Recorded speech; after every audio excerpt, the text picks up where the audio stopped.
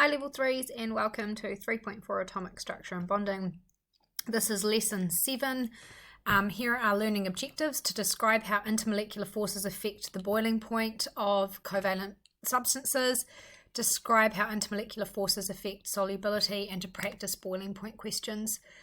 A bit of a recap from what we've been doing. What type of bonding do the following have? Pause and complete this. I'm going to run through the answers now. Okay, so HCl is a polar molecule, so therefore it'll have temp, because all molecules have temporary dipoles because they've all got electrons that can move, and perm. This one here, ethanol, this has got temp, perm, and H bonding because of this part here. This next one, propane, has temp only because it's non-polar. Okay, this one here has temp and perm because it is polar.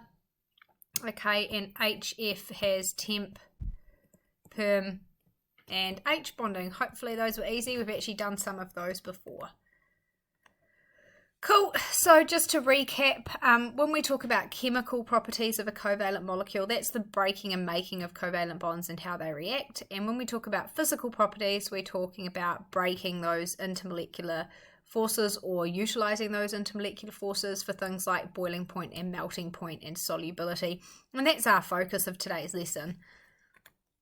So how do we know that there are different types of intermolecular forces? Well, we know that there are because we can compare the melting point and boiling point of different molecular substances, and they're different, and so therefore the intermolecular forces must be different. So here's a really nice graph. These are a whole bunch of hydrogen bonded compounds, okay, and the ones that I want to talk about today are, or to start with, are the hydrogen halides. So hydrogen halide means hydrogen bonded to a halogen, and so that's the trend that you can see. So you can see HF has the highest boiling point here, and we know why that would be, because HF has got temp, perm, and H bonding, so it's got all three, making it have the strongest intermolecular forces. And then we see a real decrease in boiling point with HCl here, and then it starts to increase again, and this is a really interesting trend that I want to discuss with you guys. So HCl has the lowest, and then it goes HBr, and then it goes HI. So all three of these molecules, and this is a great trend to compare to because these are just two atom molecules. So here we've got H bonded to Cl, H bonded to Br, and H bonded to I. All three of these are polar molecules, so they will all have perm dipoles. Now, this is the first time we're seeing this. Permanent dipoles can have different strengths depending on how polar the bond is. So because we know polarity is all to do with how electronegative the atoms are, and fluorine's the most electronegative atom, and we learnt that trend earlier on in this topic. So therefore, because this is going F, and then we've got Cl, and then we've got Br, and then we've got I, the most polar out of all three of these bonds would be the HCl one, because Cl is more polar than, or more electronegative than Br and I. So this is going to have the strongest permanent dipoles, and this would have the weakest permanent dipoles. Okay, so if that's the case, if these have the strongest permanent dipoles, and I taught you guys last lesson that permanent dipoles were the second strongest type of intermolecular force, we've got a bit of an issue, because if this has got the strongest permanent dipoles and this has got the weakest, none of these three have H bonding, so they've all got temp and permanent. Okay, what the heck is going on? Because if you look here, HCl's actually got the lowest boiling point out of the three. And that tells us that something else is having a greater effect in this case. And that factor is in fact the temporary dipoles. And what we have to consider is, yes, this is the most polar bond, least polar bond, or strongest dipole, weakest dipole. But as you go down a group, we also know that the size of the atom gets bigger. Okay, the mass gets bigger, and so the electron cloud gets bigger. And if the electron cloud is getting bigger, that means that the strength of the temporary dipole is getting bigger. So what's actually having the biggest effect in this trend is actually the temporary dipoles. And so the reason why we see an increase up here is because HI has the largest molar mass, it's got the largest sized electron cloud and the strongest temporary dipoles, despite the fact that it's got the weakest of the 3 permanent dipoles. So therefore temporary dipoles are having the greater effect in this example. And I have written this out for you here, so please feel free to have a pause and have a read, but it's a really nice example there because it talks about all 3 types of intermolecular forces. So here's this graph again, so it's just a different one now, but the same thing of covalent hydrides, so just different elements bonded to hydrogen. And what you can actually see here is these are actually, by the way, when I say covalent hydrides, I've got group 17, group 16, group 15, and group 14 here. Okay, so these are elements of group 14 bonded to hydrogen, elements of group 15 bonded to hydrogen, 17 bonded to hydrogen, and 16. Now, 3 of them follow exactly the same trend of the first one, super high boiling point compared to the rest. And if you look at all 3 of these, they all contain H bonding, which we know has the biggest influence. They'll all have permanent and they'll all have temp. If you haven't clicked by now, I'm not sure if I've explicitly said it, but if an element has H bonding, it also has to have permanent dipoles. So those 2 go hand in hand, and then we know that every molecule has temporary dipoles. So pretty much anytime you do a question to do with intermolecular forces, you have to be writing that one. Okay, so they've got all 3, so therefore high melting and boiling point takes a lot more energy to break the intermolecular forces. So then all 3 of these groups follow exactly the same trend, that they get higher. And why would that be? And it's what we were discussing before, that as the mass of these increases, the size of the electron cloud increases, and therefore the strength of the temporary dipole increases. So it's really cool that you can see this trend. So why does this one here so much lower? Because CH4 is non-polar, so there are only temporary dipoles, and therefore it is, and it's small, so it'll have not many electrons, so it's got the lowest one there. So we've already discussed the first compound in each of these groups, and this is me just going through what's going on, okay?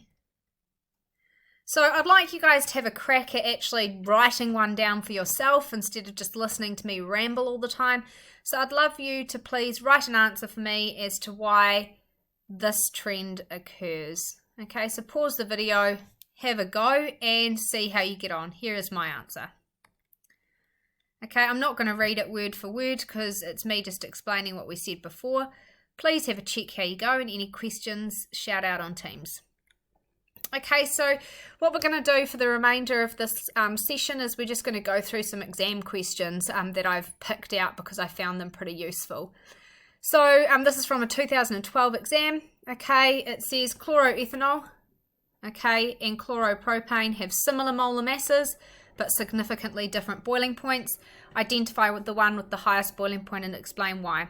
So they've said similar molar masses, and hopefully you can realize why they've said that. They're wanting you to make a connection between the fact that because they've got similar molar masses, they'll have similar sized electron clouds and similar strength temp dipoles. So that's what that comment means.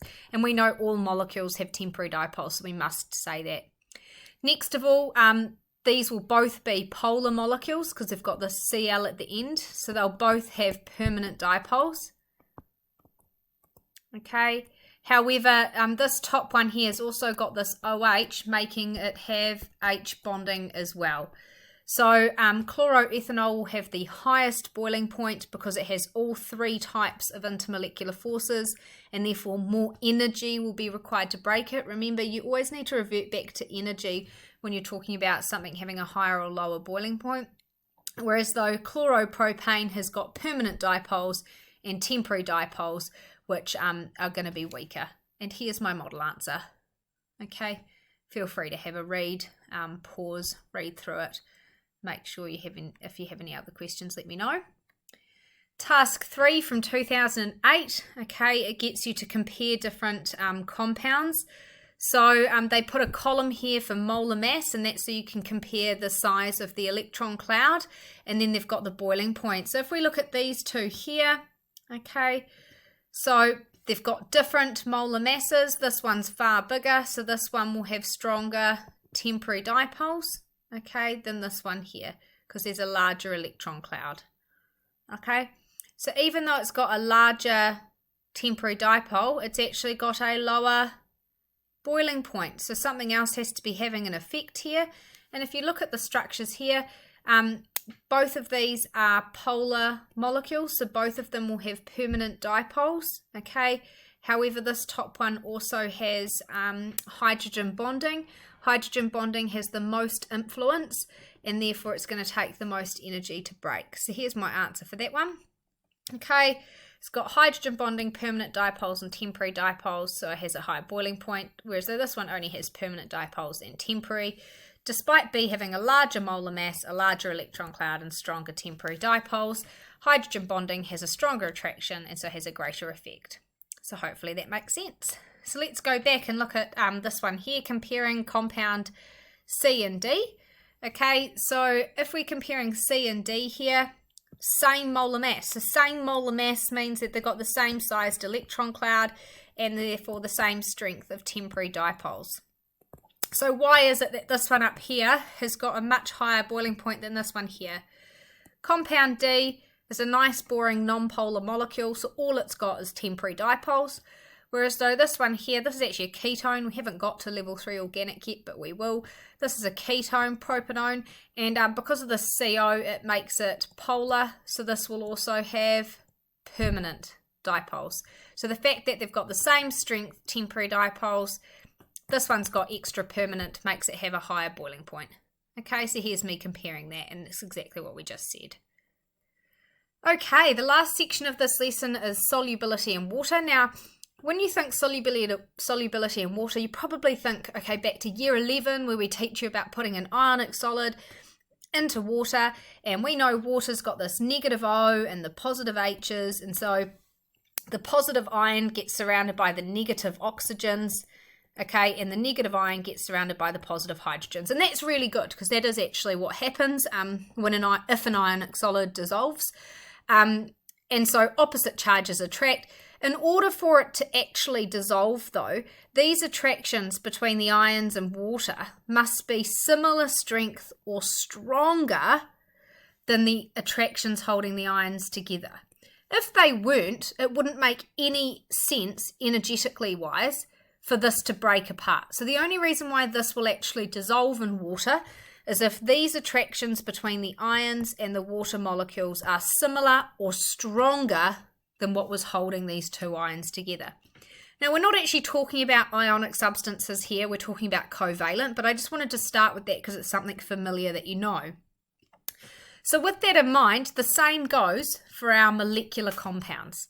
So the only reason why a molecular compound would dissolve in water is if the forces between the molecules are I've started backwards here. So if the forces between the molecules are stronger than the forces that can form with water, it won't dissolve. So what that's saying is if the intermolecular forces between two molecules are stronger together than what can be formed between that molecule and water, it won't dissolve. Okay, whereas though the opposite happens, that if the bonding between the molecules are weaker than the forces that can form with water, it will dissolve. And it should be weaker or similar there, okay, but I'm just for simplicity weaker. So if you look here, here's a picture where we have hexane up here. That's what the blacks are carbons and the grey are the hydrogens, and here's water. Now you can see that hexane is sitting on top of the water here, showing that it's not dissolving.